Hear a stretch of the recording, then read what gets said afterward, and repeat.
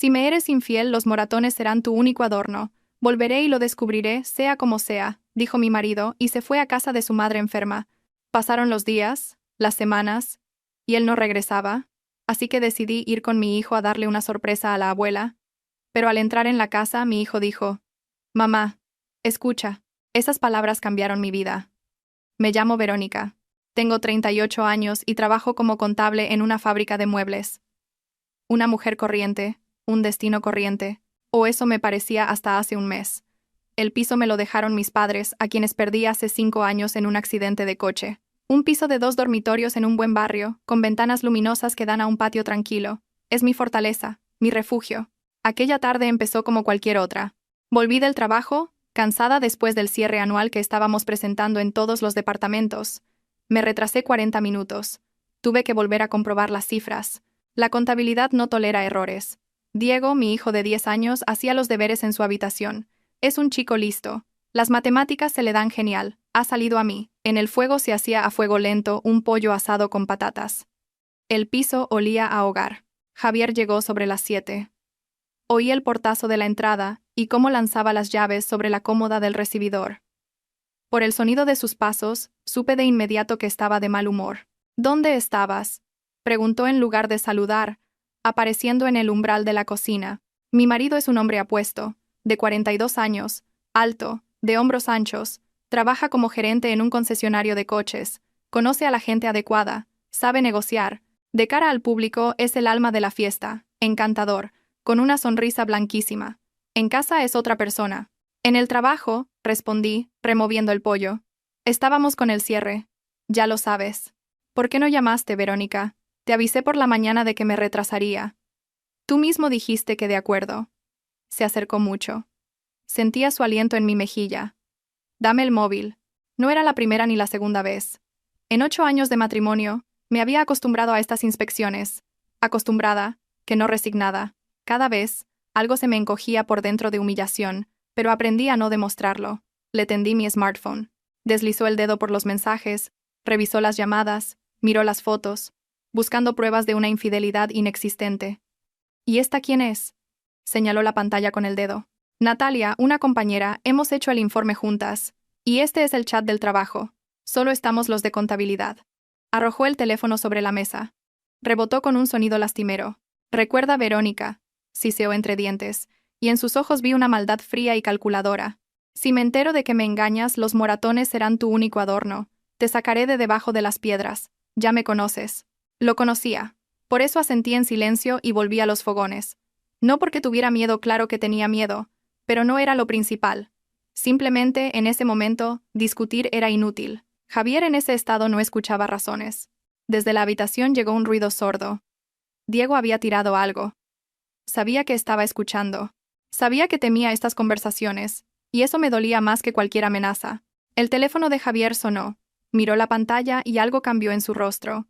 Se fue al recibidor y empezó a hablar en voz baja. Solo entendí. Sí, entendido. Voy para allá.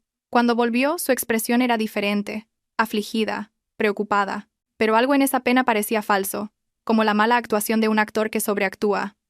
«Mamá está mal», dijo. «Muy mal. Ha llamado un vecino. Los médicos dicen que puede que no salga de esta. Tengo que irme ya». Mi suegra vivía en un pueblo llamado Pinarosa, a 2 horas y media de la ciudad. Nos veíamos pocas veces. Nunca le caí bien desde el primer día. Creía que su Javier merecía un partido mejor, pero yo no le deseaba ningún mal. «¿Y si vamos Diego y yo también?», propuse. «Ayudaré a cuidarla. Y que el niño vea a su abuela». «No», lo dijo tan bruscamente que me sobresalté. Luego se recompuso y suavizó el tono. «Quiero decir, no hace falta. Mamá no puede alterarse, los médicos lo han prohibido. Yo me las arreglaré solo». Empezó a hacer la maleta. Le observé mientras metía camisas, pantalones y zapatos en la bolsa. Demasiadas cosas para un par de semanas. ¿Para qué necesitaba 3 pares de zapatos si iba a ver a su madre enferma? «¿Vas para mucho tiempo?», pregunté. «No lo sé, según vaya viendo.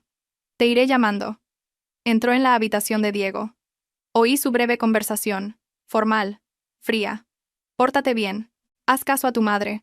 Ni un abrazo ni un beso». Mi hijo parecía haber dejado de existir para él. En el recibidor, Javier se giró y me miró de una forma extraña, evaluadora, calculadora, como se mira un objeto del que uno piensa deshacerse. Recuerda lo que te he dicho, pronunció, y salió. La puerta se cerró de golpe. Me quedé en silencio, escuchando sus pasos alejarse por la escalera. Algo se removió dentro de mí. No era miedo, no. Era como un presentimiento. La sensación de que algo importante acababa de cambiar en mi vida, pero aún no entendía hasta qué punto. La primera semana Javier llamó todos los días, luego cada 2 días, después una vez cada 3 o 4. Las conversaciones eran cada vez más cortas. ¿Cómo está mamá?, preguntaba yo. Mal. Está en cama. ¿Necesita medicinas, tratamientos? ¿Y si la traemos a la ciudad? ¿A un hospital en condiciones? Los médicos no lo permiten. Dicen que el traslado es peligroso. ¿Y si voy yo de todas formas? No, no vengas. Me las arreglo solo. Me pedía dinero con regularidad. Primero, 1.000 euros para medicinas. Se los transferí sin hacer preguntas. Luego, 1.500 más para una cuidadora y tratamientos privados. Después, 2.000 para un tratamiento especial que supuestamente la ayudaría. Se lo daba todo. Era su madre. Fuera como fuese, no se podía escatimar en la salud de un ser querido. Así me convencía a mí misma. Las primeras rarezas las empecé a notar en la segunda semana. Javier estaba conectado en las redes sociales a las 2 de la madrugada. Estoy con mamá. No puedo dormir, me explicó. Pero, ¿quién se queda con su madre gravemente enferma y al mismo tiempo mira el feed de las redes?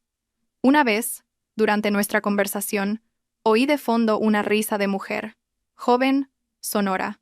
¿Qué es eso?, pregunté. La tele, respondió rápidamente. Un programa cualquiera. La tele a las 2 de la madrugada junto al lecho de una enferma moribunda. Natalia, mi compañera y única amiga, notó el cambio en mi estado de ánimo. Llevábamos 7 años trabajando juntas. Habíamos pasado por el fuego de los informes trimestrales, y me conocía mejor que nadie. Directa, tajante. Siempre decía la verdad a la cara, incluso cuando esa verdad era desagradable. «Pareces una sombra», me dijo un día durante la comida. «¿Qué pasa?». Le conté el viaje de Javier, la enfermedad de mi suegra, el dinero, las extrañas señales. Verónica me miró como si hubiera dicho la mayor estupidez del mundo. «¿En serio? ¿Has hablado tú con tu suegra? Está enferma. Le cuesta hablar por teléfono». «Qué conveniente, ¿verdad? Llámala tú». «Compruébalo». Por la tarde marqué el número de mi suegra. El abonado no se encuentra disponible temporalmente. Lo intenté de nuevo. Mismo resultado. Llamé a Javier. «¿Por qué mamá no contesta?». «Está en el hospital. Allí hay mala cobertura». «¿Y en qué hospital?». «¿Puedo llamar a información?». Verónica alzó la voz. «Deja de controlarme. Ya lo solucionaré yo». «¿No tienes nada mejor que hacer?». Colgó. Me quedé sentada con el teléfono en la mano, mirando la pantalla apagada. Algo no iba bien. Algo iba muy, muy mal. Al día siguiente, en el trabajo me paró Clara, del departamento de ventas. No éramos íntimas, solo nos saludábamos al cruzarnos. «Verónica», bajó la voz. «No quería meterme donde no me llaman, pero mi marido está de viaje de trabajo», la corregí. «Con su madre enferma». «¿Por qué?». Ella vaciló. «Seguramente me he equivocado. Es que ayer estuve en el centro comercial, en Puerto Venecia, y me pareció ver a un hombre muy parecido, con una mujer joven. Estaban de compras, riéndose. Seguramente era alguien parecido», dije. «Javier está en Pinarosa». Pero el corazón se me desbocó. «El centro comercial está aquí, en Zaragoza, nuestra ciudad». Por la noche, mientras buscaba el certificado de nacimiento de Diego en una carpeta, el colegio pedía una copia para un evento, me topé con un sobre que no reconocía. La carpeta con los documentos estaba en el estante superior del armario. La bajé, empecé a hojear, y encontré aquel sobre. Dentro había una póliza de seguro, un seguro de vida a mi nombre. El importe de la indemnización, 200.000 euros. Beneficiario: Javier Comas, mi marido. Miré el papel y las letras se me emborronaron. La fecha de la firma. La fecha era de hacía un mes, el mismo día que Javier me pidió que firmara unos papeles para su trabajo. Me metió prisa, diciendo que llegaba tarde a una reunión importante. Firmé sin mirar. ¿Qué secretos podía haber entre cónyuges? Ahora tenía la respuesta en mis manos. «Es normal», intenté calmarme. «Mucha gente contrata seguros. Una precaución razonable. Pero, ¿por qué no me lo dijo directamente? ¿Por qué lo ocultó? ¿Y por qué justo ahora, antes de su repentino viaje?» Me temblaban las manos al guardar la póliza en el sobre. Tenía que pensar. Tenía que entender qué estaba pasando. Aquella noche no pude dormir. Daba vueltas en la cama vacía, mirando al techo, En mi cabeza se repetían fragmentos de conversaciones, extrañas coincidencias, señales alarmantes que había ignorado durante tanto tiempo. Cerca de las 2 de la madrugada, la puerta de mi habitación crujió. Diego estaba en el umbral, en pijama de dinosaurios, abrazando a un viejo oso de peluche. Mamá. ¿No duermes? No duermo, cariño. Ven aquí. Se metió bajo las sábanas conmigo, acurrucándose con su calor. Mi niño, mi principal razón para vivir. Mamá, ¿papá volverá? Claro que volverá. Está con la abuela. ¿Y por qué no me llama? Antes llamaba todos los días, y ahora ya van 2 semanas. Lo abracé con más fuerza. Está ocupado, pequeño. La abuela está malita, necesita ayuda. ¿Todavía me quiere? Esa pregunta me dolió más que cualquier cuchillo. ¿Qué podía responderle? ¿Que yo misma no lo sabía? Que en los últimos meses había notado cómo Javier se distanciaba de su hijo, cómo lo miraba con irritación, cómo ignoraba sus preguntas. Te quiere, dije. Es solo que es un momento difícil. Todo se arreglará. Diego se durmió a mi lado, respirando suavemente, y yo me quedé despierta, pensando en mi vida, en cómo 8 años atrás me casé con un hombre guapo y seguro de sí mismo que parecía fiable y fuerte, en cómo, poco a poco, ese matrimonio se convirtió en una jaula, en cómo aprendí a callar, a limar asperezas, a no provocar, porque era más fácil, porque Diego tenía que crecer en una familia completa, porque tenía miedo. Pero aquella noche algo cambió. Mirando a mi hijo dormido lo comprendí. No podía seguir así. No podía vivir en la incertidumbre. No podía fingir que todo estaba bien cuando mi instinto me gritaba que había peligro. Por la mañana tomé una decisión. Nos vamos a ver a la abuela, le dije a Diego en el desayuno. Sus ojos se iluminaron. ¿De verdad? ¿A ver a papá? Sí.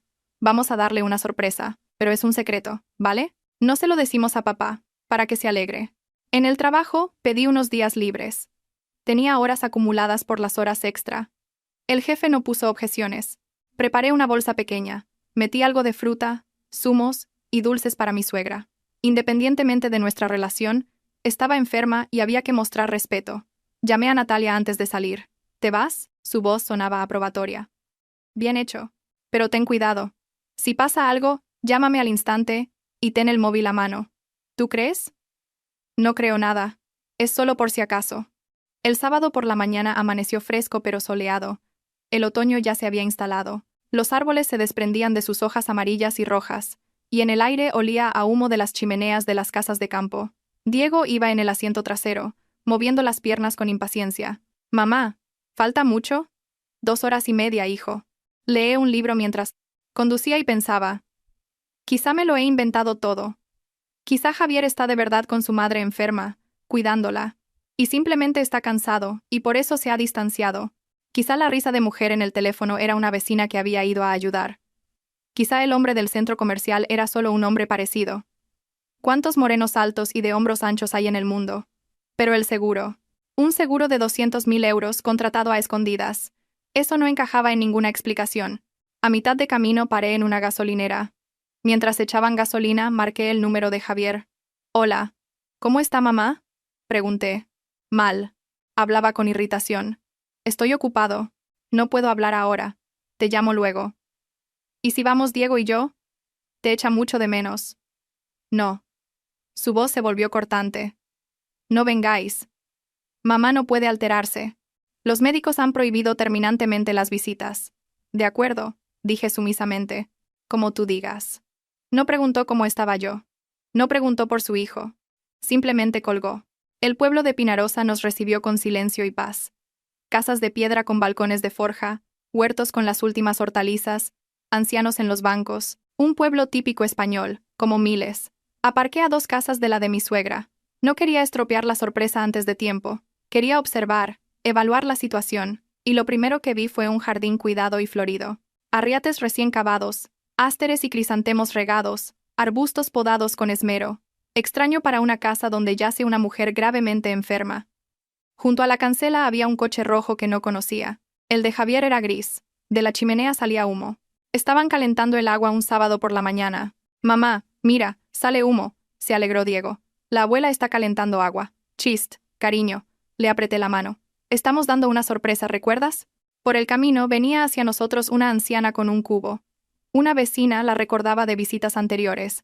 La señora Carmen. Verónica. Hija. Se detuvo, juntando las manos. ¿Qué haces tú por aquí? Pues hemos venido de visita, a ver a Inés. Intenté hablar con calma. ¿Cómo está? La señora Carmen me miró con perplejidad. ¿Inés? Pues que yo sepa está bien. Ayer mismo la vi en la tienda, tan campante como siempre. Luego fue a ver a Miguel. ¿Qué le pasa? El suelo se tambaleó bajo mis pies. Sentí que la sangre se me iba de la cara.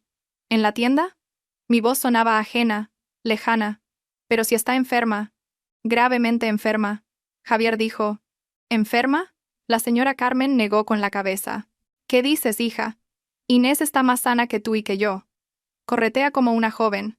Ahora mismo tiene visita. Ha encendido el fuego. Visita. Fuego. Tienda. Todo este tiempo. Todas estas semanas. Todo este dinero. Gracias, señora Carmen. Apenas pude forzar una sonrisa. Vamos para allá. Nos acercamos a la casa. Diego saltaba de impaciencia, pero yo caminaba como en una neblina. Cada paso me costaba un mundo. La puerta estaba entreabierta.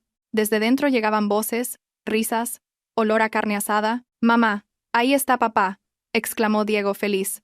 Oigo su voz. «Vamos». «Espera», lo agarré del brazo. «Silencio, cariño». Nos detuvimos en el porche. Las voces se oían más claras, y lo que escuché lo cambió todo. «Mamá, escucha», susurró Diego.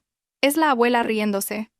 Pero si está enferma, me llevé un dedo a los labios. El corazón me latía tan fuerte que parecía que se oía en toda la calle. Las voces venían de la ventana abierta de la cocina. Reconocí la de mi suegra, enérgica, alegre, sin el menor atisbo de enfermedad. «Javier, cariño, ¿qué tal va lo del seguro? Ya está todo arreglado como dijimos». La voz de mi marido tan familiar, tan ajena. «Sí, mamá, 200.000 euros». Lo firmó ella misma sin ni siquiera mirar. Pobre ilusa. Si le pasa algo, va todo para mí, como su marido. Fue como un puñetazo en el estómago. Me agarré a la barandilla del porche para no caer. A mi lado, Diego me miraba con los ojos muy abiertos. Él también lo había oído. La voz de mi suegra de nuevo. «Bien hecho, hijo. ¿Y tu Lara no se opondrá? Al fin y al cabo, es un pecado lo que estáis haciendo». Una voz de mujer, joven, desconocida. «Inés, yo lo entiendo todo. Tenemos que criar a nuestro hijo. Y ella, de todas formas le ha arruinado la vida. 8 años sufriendo con esa sosa». Javier se rió. Se rió como si hubiera oído un chiste excelente. «Exacto. ¿Y cómo me transfiere el dinero para el tratamiento? Es un circo. Santa ingenua. Ya van casi 5.000 euros. Con eso habrá de sobra para su entierro». Mi suegra soltó una risita. Y yo anteayer le mandé un audio. Me quejé un poco. Le dije que estaba fatal. Verás cómo transfiere más. Mi mundo se desmoronaba. Todo en lo que había creído, todo lo que sostenía mi vida, se hacía añicos. Pero no podía moverme, no podía apartarme de esas voces. Javier habló más serio. Lo importante es que parezca un accidente. Un fallo en el coche. Miguel prometió ayudar. Todavía tiene contactos de sus tiempos en la Guardia Civil de Tráfico. Sabotear los frenos o algo así. Él sabrá cómo hacerlo. Ella va al trabajo en coche todos los días, por la misma carretera. Como un reloj. La voz de mujer, la de Lara. ¿Y el crío, Diego? Sentí a Diego estremecerse a mi lado. Lo había oído. Mi hijo de 10 años había oído a su padre discutir sobre su futuro. «Bueno, que se quede un tiempo con mi madre», dijo Javier con indiferencia. «Luego a un centro de menores o algo, si molesta. Ahora no estoy para él. Nosotros vamos a tener nuestro propio hijo». Mi suegra asintió. «Eso es, Javier. Diego ha salido a su madre, callado, sin carácter. No te conviene un heredero así». La mano de Diego temblaba en la mía. Miré a mi hijo. Estaba blanco como el papel. Le temblaban los labios. Tenía los ojos llenos de lágrimas. Mi cerebro trabajaba a toda velocidad. Planean matarme, simular un accidente, cobrar el seguro y mandar a mi hijo a un centro de menores. Otra mujer en mi lugar quizá habría gritado, habría irrumpido en la casa, habría montado una escena, pero yo no. En ese momento algo cambió dentro de mí. El miedo retrocedió, dejando paso a una rabia fría y calculadora. Y a una comprensión clara. Tengo que sobrevivir. Por mí, por Diego. Lentamente, intentando no hacer ruido, saqué el móvil, activé la grabadora de voz y la acerqué a la ventana. «Miguel pide 5.000», decía Javier. «Pero eso es una miseria. Con el seguro lo recuperamos de sobra». «¿Y si no funciona?», preguntó Lara. «Funcionará. Es un profesional. 20 años en el cuerpo. Sabe cómo hacerlo para que no quede ni rastro». «¿Para cuándo lo tienes pensado?». Era mi suegra. En una semana, 2 como mucho. Hay que prepararlo todo. Y yo necesito una coartada, estaré aquí contigo, con mi madre enferma. Volvieron a reírse. Los tres. De mi muerte. Grabé durante unos 3 minutos más. Discutían los detalles, dónde vivía Miguel, cuánto pagarle, cómo repartir el dinero del seguro. Mi suegra se quejaba de sus deudas. Resulta que debía casi 30.000 euros, y parte de mis transferencias para el tratamiento se iban a pagar intereses. A mi lado, Diego lloraba en silencio. Le tapé la boca con la mano. No pueden oírnos. No pueden. Con cuidado, paso a paso, alejé a mi hijo del porche. Dimos la vuelta a la casa, por un sendero hasta la cancela. Cada sonido parecía ensordecedor. El crujido de la grava bajo nuestros pies, el susurro de las hojas, incluso nuestra respiración. Al doblar la esquina, Diego no pudo más. Se abrazó a mí y sus hombros se sacudieron por sollozos silenciosos, terribles, infantiles. Mamá. Se ahogaba con las palabras. Papá quiere matarte. Mamá, ha dicho un centro de menores. No me quiere, mamá. Lo abracé con toda la fuerza que pude. Mi niño, mi sangre, lo único que me quedaba. Tranquilo, hijo, tranquilo. Nos vamos ya. Nadie nos ha visto. Todo irá bien. Mamá te protegerá. ¿Me oyes? No dejaré que nadie te haga daño. Casi corrimos hacia el coche. Por el camino nos cruzamos de nuevo con la señora Carmen. Llevaba el cubo ya vacío. Verónica, ¿ya te vas? ¿No vas a entrar a ver a Inés? A duras penas me recompuse. Mi voz sonó casi normal. No, señora Carmen, nos hemos equivocado. Era otro Pinarosa. Usted no nos ha visto. Por favor. La anciana me miró de forma extraña, mi cara pálida, Diego con los ojos llorosos, pero asintió. De acuerdo, hija. Si no os he visto, no os he visto. En el coche, no acertaba a meter la llave en el contacto. Me temblaban las manos. Fallé 3 veces antes de que el motor arrancara. Abróchate, le dije a Diego. Obedeció en silencio. Se acurrucó en el asiento trasero, hecho un ovillo, abrazándose las rodillas. Salí del pueblo hacia la carretera. Solo cuando Pinarosa desapareció tras una curva me permití soltar el aire. Llamé a Natalia por el manos libres. Las manos aún me temblaban demasiado. ¿Qué tal por allí?, preguntó ella. Natalia. Se me quebró la voz. Quieren matarme. Lo he oído todo. Javier, mi suegra, y hay otra mujer, su amante. Tienen un plan. El seguro, el accidente. Lo he grabado. Natalia, ¿qué hago? Una pausa de un segundo. Luego su voz, firme, serena. Dios mío. Verónica, escúchame con atención. No vayas a casa. ¿Me oyes? No a casa. Ven a la mía. Directamente.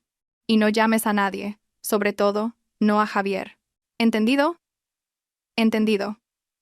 Guarda la grabación. Súbela a la nube y ven corriendo. Te espero. No recuerdo las 2 horas y media de viaje. Solo la cinta gris del asfalto, los árboles pasando a toda velocidad y el silencio en el coche, roto solo por los sollozos de Diego. Natalia vivía en un apartamento de un dormitorio en las afueras.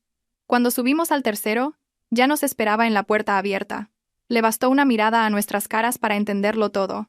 Entrad, rápido. Sentó a Diego en el sofá, le puso dibujos en la tele, le dio un vaso de leche con galletas. El niño miraba la pantalla sin ver nada. A mí me llevó a la cocina. Cuéntamelo todo. Se lo conté. Desde el principio. Las amenazas de Javier, su viaje, las rarezas, el seguro. Y finalmente, la conversación junto a la casa. Puse la grabación. Natalia escuchó en silencio. Su rostro se endurecía por segundos. Cuando la grabación terminó, suspiró. Esto no es un simple divorcio, Verónica. Esto es penal. Es una conspiración para cometer asesinato. El artículo 139 del Código Penal. Asesinato. En grado de tentativa. Artículo 16. Y además, estafa. Artículo 248. ¿Cómo lo sabes? Mi hermano es inspector. Le he oído hablar de estas cosas durante años. Sacó su teléfono. Ahora mismo hacemos copias. A mi nube, a un pendrive, y te la envías a tu correo, para que esté en varios sitios. La siguiente media hora la dedicamos a la tecnología, copiando el archivo, comprobando la calidad del sonido, haciendo capturas de pantalla. No puedes volver a casa, dijo Natalia. No sabemos cuándo piensan actuar. Te quedarás aquí de momento. ¿Y el trabajo? ¿El colegio de Diego? ¿Qué colegio ni qué trabajo, Verónica? Quieren matarte. El colegio puede esperar. Yo misma llamaré al trabajo y diré que tienes asuntos familiares. Tenía razón, claro que tenía razón, pero mi cerebro se negaba a aceptar la nueva realidad. Esa misma mañana era una mujer normal con problemas normales, y ahora era la víctima de un complot de asesinato. Necesitamos una abogada, dijo Natalia. Una buena, que entienda de penal y de derecho de familia. Tengo un contacto. Margarita Herrero. Es una mujer dura, pero una profesional. Me la recomendó mi hermano. ¿Cuánto costará? Ahora no es momento de pensar en el dinero. Estás viva, eso es lo principal. Lo demás lo resolveremos. Llamé a la abogada esa misma tarde. Margarita Herrero escuchó un breve resumen de la situación y fijó una reunión para la mañana siguiente. No dormí en toda la noche. Tumbada en la cama plegable que Natalia había puesto en la habitación junto al sofá donde dormía Diego, miraba al techo. En mi cabeza daban vueltas los mismos pensamientos. 8 años. 8 años viviendo con un hombre capaz de planear mi muerte a sangre fría. 8 años soportando su control, sus celos, sus amenazas, y todo ese tiempo me odiaba, me despreciaba, me consideraba un obstáculo en su camino hacia su verdadera vida. ¿Y yo? ¿Qué había hecho yo todos estos años? Intentar salvar la familia por Diego, por la estabilidad, por no admitir que mi matrimonio fue un error desde el principio. Pero se acabó. Ahora iba a luchar. Margarita Herrero resultó ser una mujer menuda de unos 50 años, con el pelo canoso y corto y una mirada penetrante. Su despacho era austero, sin adornos superfluos, solo libros, carpetas y una placa de algún premio en la pared. Escuchó en silencio, tomando notas en un cuaderno. Cuando puse la grabación, su rostro no se inmutó, solo sus ojos se endurecieron. Verónica, dijo cuando terminó la grabación, tiene en sus manos la prueba de una conspiración para cometer asesinato.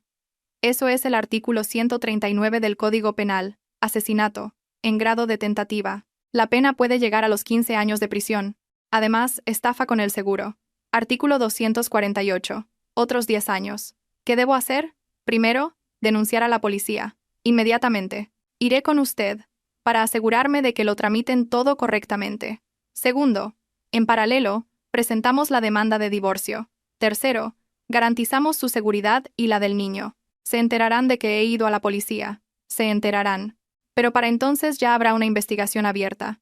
Estarán bajo vigilancia. Posiblemente, los detengan. Asentí. No sentía miedo. Solo determinación. Una pregunta más, continuó Margarita Herrero. ¿El piso en el que vive es suyo o un bien ganancial? Mío. Lo heredé de mis padres antes del matrimonio. Excelente. Entonces no entra en el reparto de bienes. Eso es importante. Y el seguro que él contrató, lucharemos para que se declare nulo. Usted firmó el documento bajo engaño sobre su contenido. Eso es motivo de anulación. Fuimos a la policía ese mismo día. El inspector, un hombre de unos 40 años con cara de cansado y ojos atentos, se presentó como Pablo. Escuchó la grabación 2 veces, negando con la cabeza, tomando notas.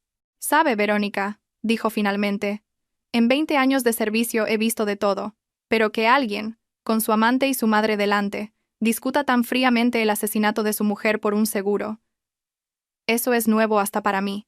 «¿Me cree?», pregunté. «La grabación es una prueba muy sólida, pero necesitamos más. Testimonios, pruebas materiales, y sobre todo, ese tal Miguel, si de verdad es un exagente, y pensaba participar en el crimen. ¿Qué pasará ahora? Abrimos una investigación, ponemos bajo vigilancia a todos los implicados, reunimos pruebas y procederemos a la detención». Los días siguientes se convirtieron en una sucesión interminable de interrogatorios, llamadas y papeleo. Margarita Herrero estuvo a mi lado, explicándome, guiándome, defendiendo mis intereses. Natalia se encargó de Diego, lo llevaba a pasear, le compraba libros, intentaba distraerlo.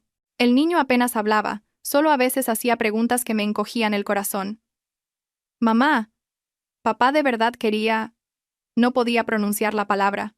«Sí, cariño, es verdad». «¿Por qué?». ¿Qué podía responderle? ¿Que su padre era un monstruo? ¿Que el dinero y otra mujer significaban más para él que su familia? «A veces la gente cambia», dije. «A veces hacen cosas muy malas. Pero no es culpa tuya. ¿Me oyes? No es culpa tuya en absoluto». La policía actuó rápido. Intervinieron el teléfono de Javier con una orden judicial. Pusieron a Miguel bajo vigilancia. Registraron la casa de mi suegra y encontraron borradores del plan y conversaciones en su teléfono. Una semana después, me llamó el inspector. «Verónica, hemos detenido a Miguel», está confesando. Miguel resultó ser un hombre de 55 años, ex guardia civil de tráfico, expulsado del cuerpo por aceptar sobornos. Con problemas de corazón, miedo a la cárcel y pocas ganas de pagar por los pecados de otros, lo contó todo. Javier lo contactó a través de conocidos comunes. Le ofreció 5.000 euros por el trabajo. Dañar el sistema de frenos de mi coche para que pareciera desgaste. Mi suegra estuvo presente en la reunión donde discutieron los detalles. La amante, Lara, lo sabía, pero no participó activamente. Cogí el dinero, declaró Miguel. Un adelanto de 1.000 euros. Pero todavía no lo había hecho. Gracias a Dios que no me dio tiempo. Su testimonio fue el último clavo en el ataúd de la acusación. Vi la detención de Javier con mis propios ojos, desde lejos, por consejo de mi abogada. Salió del concesionario después del trabajo, como siempre, con el paso seguro del dueño del mundo. Se le acercaron 2 hombres de paisano. Javier Comas queda detenido como sospechoso de conspiración para cometer asesinato. Acompáñenos. Vi cómo cambiaba su cara. Primero, perplejidad, un error, lo habían confundido con otro. Luego, la comprensión, después, el miedo, y finalmente, la rabia. Miró a su alrededor, como si sintiera mi presencia. Nuestros ojos se encontraron. En los suyos, odio puro, concentrado. «Ha sido ella», gritó mientras se lo llevaban al coche. «Ella lo ha montado todo. Yo no he hecho nada. Verónica, sé que estás ahí, me las pagarás». Vi cómo lo metían en el coche, cómo se cerraba la puerta, cómo el vehículo se alejaba. 8 años escuchando sus amenazas, 8 años con miedo. Y ahora él estaba esposado, y yo era libre. A mi suegra la detuvieron el mismo día. Intentó montar el numerito de la anciana gravemente enferma a la que habían calumniado, pero un examen médico demostró que estaba perfectamente sana. Ni rastro de las terribles enfermedades de las que me había hablado. Lara se entregó 2 días después de las detenciones, embarazada, asustada, perdida. «Yo no lo sabía», repetía entre lágrimas. «Él me dijo que llevabais mucho tiempo sin hacer vida de marido y mujer, que tú misma querías el divorcio, que era solo una formalidad». La miré, joven, tonta, con una barriga de 4 meses, 29 años. Vendedora en el mismo concesionario. Se había creído las bonitas palabras de un hombre guapo. ¿Y lo del seguro?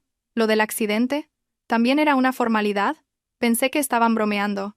¿Quién en su sano juicio habla de eso en serio? No pensé... «Ese es el problema», le dije. «Que no pensaste», declaró contra Javier a cambio de no ser imputada como cómplice. Estaba al corriente, pero no participó activamente. La fiscalía consideró que no era suficiente para acusarla. «Vas a tener un hijo», le dije al despedirme. «Tu trabajo es criarlo para que sea una buena persona, no como su padre». Ella asintió, sin levantar la vista. Curiosamente, no sentía odio hacia ella. Rabia. Sí. Desprecio. Quizá, pero no odio. Ella era otra víctima de Javier, como yo lo fui. Simplemente, aún no lo entendía. La instrucción duró 4 meses. 4 meses de interrogatorios, peritajes, careos, 4 meses en los que mi vida cambió por completo. Volví a mi piso, el de mis padres, el que Javier quería conseguir a través de mi muerte.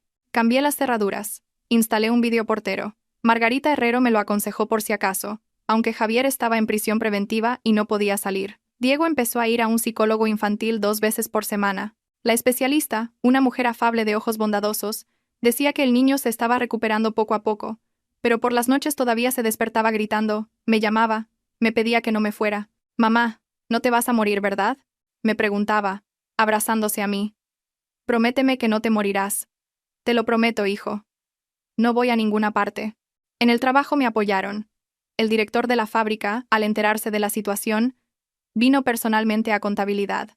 «Verónica, si necesita vacaciones, una baja, lo que sea, solo tiene que decirlo. Estamos con usted, no me tomé vacaciones». El trabajo me salvaba. Cifras, informes, tablas, algo comprensible, lógico, que obedecía a reglas. A diferencia de todo lo demás en mi vida. Natalia venía casi todas las tardes. Traía comida. Yo había perdido las ganas de cocinar. Se sentaba conmigo mientras Diego hacía los deberes. Simplemente estaba ahí. «Eres fuerte, Verónica», me decía.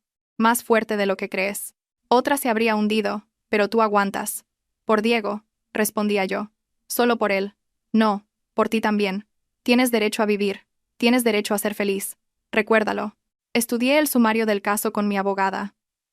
Margarita Herrero me explicaba los detalles legales. «Mire, Verónica. Esta es la declaración de Miguel. Describe con todo detalle cómo Javier lo contactó, ¿Qué le ofreció?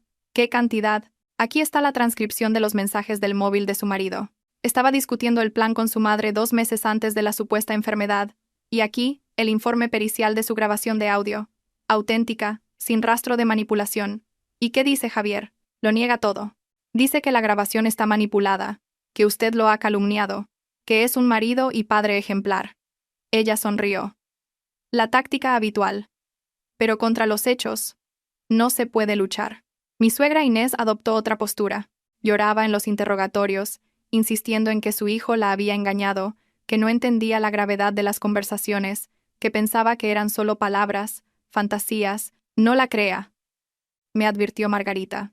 En su teléfono encontramos mensajes donde ella misma proponía solucionar el problema con la nuera. Fue tan instigadora como su marido.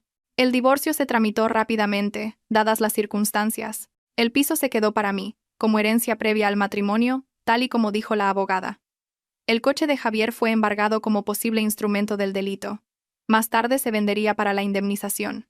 Me asignaron una pensión alimenticia, pero Javier no tendría de dónde pagarla en mucho tiempo.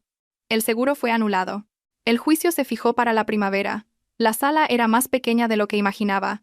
Bancos de madera, el estrado del juez, el banquillo de los acusados. Trajeron a Javier y a Inés esposados. Me senté en primera fila, junto a Margarita Herrero. Natalia estaba detrás, dándome apoyo. No había visto a Javier desde su detención. Había cambiado, estaba más delgado, envejecido, tenía ojeras oscuras. Su mirada era acosada, furiosa. Cuando me vio, su rostro se desfiguró. «Es todo culpa suya», gritó antes de que un guardia lo hiciera callar. «Ella me ha tendido una trampa». La jueza, una mujer severa de unos 60 años, lo miró por encima de las gafas. «Acusado, ya tendrá su turno de palabra. Ahora». Silencio en la sala. El juicio duró 3 días. El primero se leyeron los cargos y se presentaron las pruebas. El fiscal, un hombre joven y tenaz, reconstruyó metódicamente el crimen. La grabación de audio se escuchó 2 veces. Un silencio sepulcral llenó la sala cuando la voz de Javier resonó en los altavoces. Lo importante es que parezca un accidente. El segundo día declararon los testigos. Miguel habló en voz baja, sin levantar la vista. Sí, aceptó la propuesta. Sí, cogió el adelanto. Sí, iba a hacer el trabajo. No, no le dio tiempo. Lo detuvieron antes. ¿Por qué aceptó?, preguntó el fiscal. Necesitaba el dinero, masculló Miguel. La pensión es pequeña, tengo deudas. Pensé que sería solo una vez y ya está. No pensé que me pillarían. La señora Carmen, la vecina de Pinarosa, confirmó que Inés había estado sana todas esas semanas. Lara declaró mirando al suelo. Sí, sabía del plan. No, no creía que fuera en serio. Sí, ahora entendía lo equivocada que estaba. ¿Era usted consciente de que se estaba hablando de matar a una persona?, preguntó el fiscal. Yo pensaba que eran solo palabras. La gente dice muchas cosas. Cuando discutieron el método específico del asesinato, el sabotaje de los frenos, la cantidad a pagar al ejecutor, ¿seguía usted pensando que eran solo palabras? No respondió. El tercer día fueron los alegatos finales y la última palabra de los acusados. El abogado de Javier intentó construir una defensa. Que si la grabación estaba sacada de contexto, que si eran divagaciones abstractas y no un plan real, que si no se había emprendido ninguna acción. ¿Ninguna acción? El fiscal levantó una carpeta, y el adelanto de 1.000 euros entregado a Miguel, y la póliza de seguro de 200.000 euros contratada mediante engaño, y la extorsión sistemática de dinero a la víctima con el pretexto de un tratamiento. ¿Eso no son acciones? A Javier le dieron la última palabra. Se levantó, miró a la sala. Soy inocente, dijo. Es todo una conspiración de mi mujer. Me odiaba a mí y a mi madre. Quería deshacerse de nosotros. ¿Manipuló las grabaciones? Sobornó a los testigos. ¿Tiene pruebas de la manipulación de la grabación?, interrumpió la jueza. No, pero... ¿Pruebas del soborno a los testigos? No. Sin embargo. Entonces siéntese. El tribunal ha escuchado su versión. Inés lloró, pidió clemencia, dijo que su hijo era todo lo que tenía, que no quería hacer ningún mal, que solo quería ayudarle a rehacer su vida. Rehacer su vida a costa de otra vida, apuntó la jueza. Siéntese. La sentencia se leyó un viernes. Yo estaba en el mismo banco, apretando la mano de Natalia. En nombre de Su Majestad el Rey, comenzó la jueza. Javier Comas, 7 años de prisión por conspiración para cometer asesinato y estafa agravada. Inés López, 4 años de prisión por complicidad en conspiración para cometer asesinato y estafa. Miguel Dorantes, 3 años de libertad condicional con un periodo de prueba de 5 años, por colaboración con la justicia y ausencia de daño efectivo. Cuando la jueza terminó, un silencio cayó sobre la sala, luego ruido, voces, movimiento. Se llevaban a Javier y a su madre por una puerta lateral. Él se giró y me buscó con la mirada. En sus ojos había odio puro, sin adulterar. Dijo algo. No oí las palabras, pero leí en sus labios una amenaza. Otra amenaza más. No aparté la mirada. Le sostuve la vista, tranquila. Que odie, que amenace. Ahora, entre nosotros, había barrotes y 7 años. Verónica, Margarita Herrero me tocó el hombro. Enhorabuena, se ha hecho justicia. Gracias, le estreché la mano. Por todo. Es mi trabajo. Pero usted ha sido muy valiente. Ha aguantado, no se ha roto. Eso es raro. Natalia me abrazó con fuerza. Se acabó, Verónica. Todo ha terminado. Ahora, solo hacia adelante. Volví a casa siendo otra persona. No la mujer asustada que temía llegar 40 minutos tarde del trabajo. No la que firmaba documentos sin mirar porque su marido tenía prisa. No la que soportaba humillaciones para salvar una familia. Volví a ser yo misma, la verdadera yo. Los primeros meses después del juicio fueron difíciles. Diego siguió yendo al psicólogo. Las pesadillas remitieron poco a poco. Empezó a sonreír de nuevo, a jugar con sus amigos, a ir a fútbol. Mamá, me dijo un día, ¿papá saldrá alguna vez? Sí, hijo, en unos años. ¿Y vendrá a vernos? Esa será tu decisión. Cuando seas mayor, tú decidirás si quieres verlo. No te obligaré a nada. Él asintió. No quiero ser como él, dijo. Quiero ser bueno. Ya eres bueno, el mejor niño del mundo. En el trabajo me ascendieron. No por lástima, sino porque me lo merecía. El jefe de contabilidad se jubiló y el director me ofreció su puesto. Verónica, lleva 7 años con nosotros, conoce todo el sistema. Lo hará genial. Mi sueldo casi se duplicó. Hice una pequeña reforma en el piso. Pinté, puse cortinas nuevas. Tiré todo lo que me recordaba a Javier. Su ropa, fotos, regalos. El piso se sintió verdaderamente mío. Natalia me presentó a su grupo de amigas, mujeres como ella, independientes, que habían superado sus propias dificultades. Nos reuníamos los viernes, hablábamos, reíamos, nos apoyábamos. Aprendí a disfrutar de nuevo de las cosas sencillas. Un paseo por el parque, un buen libro, una taza de té en una mañana soleada. Un día, unos 8 meses después del juicio, llegó alguien nuevo al trabajo. Andrés, el nuevo jefe de ventas, trasladado desde otra ciudad. Alto, un poco tímido, con unos amables ojos grises. Nos chocamos literalmente en el pasillo. Yo llevaba carpetas. Él salía del despacho del director. «Perdona», dijo, ayudándome a recoger los papeles que se habían caído. «Culpa mía». Iba distraída. «No pasa nada». Nuestros dedos se rozaron al recoger los documentos. «Eres de contabilidad, ¿verdad?» «Soy Andrés. Acabo de llegar». «Verónica, la jefa de contabilidad». «Encantado, Verónica». Sonrió, y sentí algo olvidado, algo cálido. No estaba lista. Demasiado pronto. Pero cuando, un par de semanas después, Andrés me propuso tomar un café después del trabajo, dije que sí. Solo un café. Solo una conversación. Solo la posibilidad de creer que no todos los hombres son como Javier. Ha pasado un año desde aquel día en que escuché a mi marido planear mi muerte. Estoy sentada junto a la ventana de mi piso. Tras el cristal, la ciudad anochece. Diego hace los deberes en su cuarto. Hace un año, yo era una víctima, una mujer traicionada, engañada, a la que quisieron matar. Ahora soy una superviviente, la que venció. Tengo 40 años. Crío sola a mi hijo. Tengo un buen trabajo, amigas leales, un piso que nadie me quitará y quizá el comienzo de algo nuevo. Javier está en la cárcel, su madre también. En unos años saldrán. Quizá intente volver a la vida de Diego, quizá me amenace, pero ya no tengo miedo. Conozco mis derechos, sé cómo protegerme a mí y a mi hijo. A veces pienso, ¿y si no hubiera ido a Pinarosa? Si hubiera seguido creyendo a Javier, transfiriéndole dinero, esperando su regreso, Miguel habría hecho su trabajo. Los frenos habrían fallado. Un accidente, 200.000 euros de seguro. Diego, en un centro de menores. Me salvó mi hijo. Su voz. Mamá. Escucha. Y mi determinación por saber la verdad. Por no cerrar los ojos. Por no fingir. Por no ser una víctima cómoda. A las mujeres de mi generación nos educaron para aguantar, para salvar la familia. Aguantamos y pagamos con nuestra salud, con años de vida, a veces con la vida misma. Pero hay otra manera. Se puede salir, protegerse, empezar de nuevo. Tuve suerte. Los oí a tiempo, pude grabarles. Encontré a las personas adecuadas. Pero ¿cuántas mujeres no oyeron?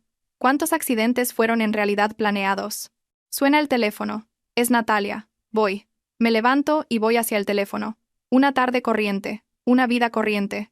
Me llamo Verónica. Y ahora sé que el nombre me va bien.